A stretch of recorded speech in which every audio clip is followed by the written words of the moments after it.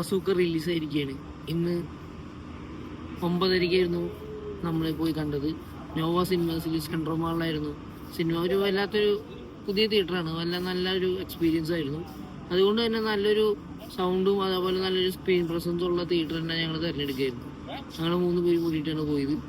എന്തായാലും എനിവേ ഒരു variety story telling ആണ്. ഡിനോ ഡെന്നിസ് ആണ് ഡയറക്ടർ.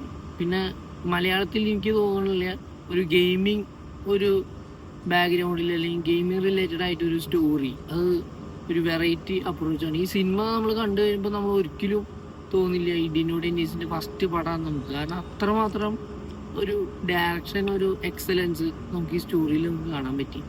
കാരണം ഓരോ ഷോട്ടുകളും നല്ല രസമായിരുന്നു. അതിൻ്റെ സിനിമാറ്റോഗ്രഫിയും അതേപോലെ തന്നെ വളരെ സൂപ്പറായിരുന്നു. അതേപോലെ എഡിറ്റിംഗ് എക്സലൻറ്റ്.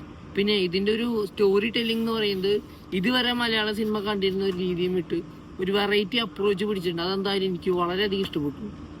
പക്ഷെ ചില സമയങ്ങളിൽ ചെറിയൊരു ലാഗും കാര്യങ്ങളൊക്കെ വരുന്നുണ്ടെങ്കിലും ഒരു വെറൈറ്റി അറ്റംപ്റ്റ് ആയിരുന്നു. അറ്റംപ്റ്റ് നമുക്കൊരു നല്ലൊരു കൈയ്യടി കൊടുക്കേണ്ടി വരും. കാരണം അതേപോലെ തന്നെയായിരുന്നു.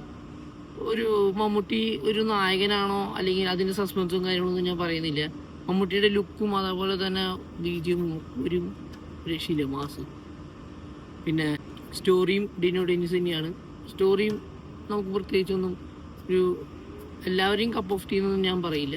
ഒരു പക്ഷേ ചില ആളുകൾക്ക് പല സ്ഥലത്തും വിരസമായി തോന്നും. പക്ഷേ എനിക്കതൊരു വെറൈറ്റി അപ്രോച്ചായി തോന്നി. ഒരു ഗെയിമറും ആ രീതിയിലുള്ള ബന്ധപ്പെട്ട കഥകളും കാര്യങ്ങളൊക്കെയാണ്. കൂടുതൽ പറഞ്ഞാൽ സ്പോയിലർ ആയിരിക്കും, അതുകൊണ്ട് ഞാൻ അതിനെ പറ്റിയൊന്നും പറയുന്നില്ല. പിന്നെ അതേപോലെ തന്നെ എഡിറ്റർ നിഷാദ് യൂസഫ് ആൻഡ് പ്രവീൺ പ്രഭാകർ, ഇവരെ പേര് കൃത്യമായിട്ട് എടുത്തു പറയണം. കാരണം അവരുടെ ആ എഡിറ്റിംഗ് ഈ സിനിമയിലെ വളരെ വലിയൊരു പങ്ക് വഹിച്ചിട്ടുണ്ട്. നല്ലൊരു ഫ്യൂച്ചർ ഈ പറഞ്ഞ എഡിറ്റർക്ക് ഉണ്ട് എന്ന് നമുക്ക് പറയാൻ പറ്റും. പിന്നെ ഗോവിന്ദ് മേനോനും അതേപോലെ തന്നെ മമ്മൂട്ടിയും സ്ക്രീൻ പ്രസൻസും എക്സ്ട്രീംലി വെൽ. അതേപോലെ തന്നെ എടുത്തു പറയേണ്ടതാണ് സിനിമാറ്റോഗ്രഫി. നിമിഷ് രവിയും അതേപോലെ തന്നെ റോബി വർഗീസുമാണ് സിനിമാറ്റോഗ്രഫി ചെയ്തിരിക്കുന്നത്. എക്സലൻറ്റ്. ഒറ്റവാക്കി പറഞ്ഞാൽ നമുക്ക് എന്തായാലും പറയാം, നമുക്ക് ഒരു വിഷ്വൽ ട്രീറ്റ് തന്നെയായിരിക്കും ബസൂക്ക.